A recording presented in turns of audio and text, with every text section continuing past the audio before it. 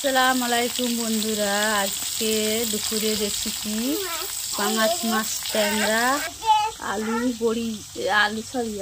বেগুন আর কুমড়োর বড়ি দিয়ে রান্না হবে ঝোল। মাছটা ফুট হয়ে গেছে, লইতে দেবো। মাছগুলো হালকা করে ভেজে নিয়েছি, তুলে নেব।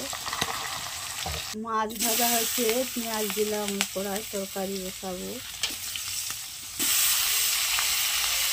সবজি তুলে দিলাম,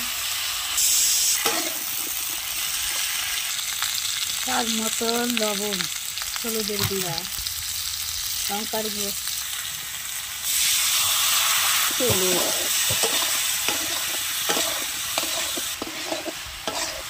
কষানো হয়ে গেছে, পানি দিলাম। বড়িগুলো, কুমড়োর বড়িগুলো ছড়িয়ে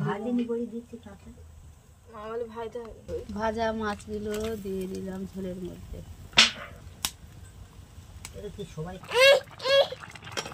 ঝোলটা আর একটু বাকি আছে। মাছের ঝোল হয়ে গেছে বন্ধুরা, দারুণ বাস আসছে, খুব সুন্দর হয়েছে ঝোলটা।